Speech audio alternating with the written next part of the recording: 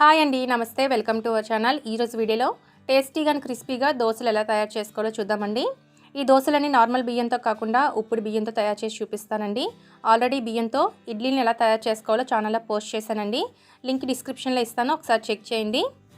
ముందుగా ఒక బౌల్లోకి 1 కప్పు మినపగుళ్ళను కానీ లేదా మినపప్పును కానీ యాడ్ చేసుకోండి. ఇప్పుడు వాటర్తో ఈ మినపగుళ్ళని 2-3 సార్లు బాగా కడగండి. ఇలా కడిగిన తర్వాత పప్పులు నిండుగా నీళ్ళు పోసుకొని పక్కన పెట్టుకోండి.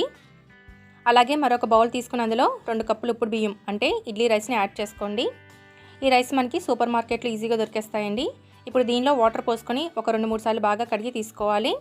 1 కప్పు మినపగుళ్ళకి 2 కప్పులు రైస్ తీసుకుంటే కరెక్ట్గా సరిపోతుందండి. అంటే 1:2 తీసుకోవాలి. ఇప్పుడు దీనిలో నీళ్ళు పోసుకొని ఈ పప్పు బియ్యం రెండింటినీ కూడా 7-8 గంటల పాటు నానబెట్టుకోవాలి. ఇలా 8 గంటల పాటు నానిన తర్వాత చూడండి, పప్పు బియ్యం కూడా చక్కగా నానాయి. ఒకసారి వీటిని శుభ్రంగా కడిగిన తర్వాత మిక్సీ జార్ తీసుకొని అందులో మినపప్పుని యాడ్ చేసుకోండి. ఇప్పుడు దీనిలో కొద్దిగా వాటర్ పోసుకొని ఎంత మెత్తగా వీలైతే అంత మెత్తగా గ్రైండ్ చేసుకోవాలి. మీరు గ్రైండర్లో వేసుకుంటే పప్పు బియ్యం కలిపి ఒకేసారి గ్రైండ్ చేసేసుకోవచ్చండి. నేను మిక్సీ జార్లో వేసుకుంటున్నాను కాబట్టి 2 సపరేట్గా గ్రైండ్ చేసుకుంటున్నాను.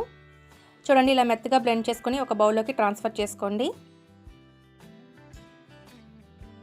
అలాగే ఇప్పుడు బియ్యం కూడా యాడ్ చేసుకోండి. మిక్సీ జార్లోకి సరిపడినంత బియ్యాన్ని యాడ్ చేసుకోవాలి. తర్వాత దీనిలోకి 2 టీ స్పూన్ల అటుకులు తీసుకొని కొద్దిగా వాటర్ పోసి ఒక 10 నిమిషాలు ముందుగానే నానబెట్టి యాడ్ చేసుకోండి. ఇప్పుడు దీనిలో కొద్దిగా వాటర్ పోసుకొని మెత్తగా గ్రైండ్ చేసుకోండి. ఇలా గ్రైండ్ చేసుకున్న పిండిని మినప్పిండిలో యాడ్ చేసుకోవాలి. ఇలా మిగతా బియ్యాన్ని కూడా గ్రైండ్ చేసేసుకోవాలి. ఇప్పుడు ఒకసారి బాగా మిక్స్ చేసుకోవాలి. ఈ విధంగా బాగా కలిపిన తర్వాత మూత పెట్టి 6-8 గంటల పాటు బాగా నానబెట్టాలి. ఇలా 8 గంటల తర్వాత చూడండి, పిండి చక్కగా పులిసింది. ఈ విధంగా పిండి పులిస్తేనే దోశలు క్రిస్పీగా టేస్టీగా బాగా వస్తాయండి.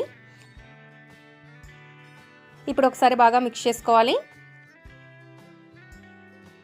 ఇప్పుడు ఒక బౌల్లోకి మీకు కావాల్సినంత పిండిని తీసుకొని మిగతా పిండిని ఫ్రిడ్జ్లో పెట్టుకున్నారంటే మీకు 2-3 రోజుల పాటు ఇడ్లీ కావాలన్నా దోశలు కావాలన్నా ఈజీగా వేసేసుకోవచ్చండి.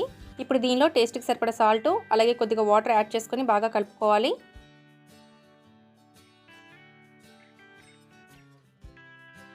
చూడండి, కన్సిస్టెన్సీ ఈ విధంగా ఉండాలి. ఈ విధంగా దోశ బ్యాటర్ రెడీ అయిన తర్వాత ఇప్పుడు స్టవ్ వెలిగించి ప్యాన్ పెట్టుకొని ప్యాన్ బాగా హీట్ అయిన తర్వాత లో ఫ్లేమ్లో పెట్టి దోశ పిండిని యాడ్ చేసుకోండి. ఇప్పుడు మొత్తం అంతా కూడా స్ప్రెడ్ చేసుకున్న తర్వాత ఆయిల్ని యాడ్ చేసుకొని స్టవ్ని హై ఫ్లేమ్లో పెట్టి బాగా కాల్చుకోవాలి.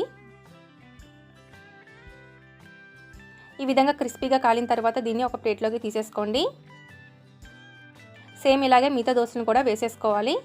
అంతేనండి, ఎంతో టేస్టీగా అండ్ క్రిస్పీగా ఉండే దోశలు రెడీ అయిపోయాయి. సో ఫ్రెండ్స్, చూసారు కదా, ఈసారి దోశలు చేసేటప్పుడు ఈ విధంగా ఉప్పుడు బియ్యంతో దోశలు ట్రై చేసి చూడండి, చాలా క్రిస్పీగా వస్తాయి. అలాగే ఎలా వచ్చాయి అనేది కూడా కామెంట్ చేయడం మర్చిపోద్దు. ఈ వీడియో కనుక నచ్చినట్లయితే ప్లీజ్ లైక్ చేయండి, షేర్ చేయండి. ఇలాంటి మరిన్ని టేస్ట్ అండ్ సింపుల్ రెసిపీస్ కోసం మన ఇల్లు మన ఛానల్ని సబ్స్క్రైబ్ చేసుకోండి. Thanks for watching.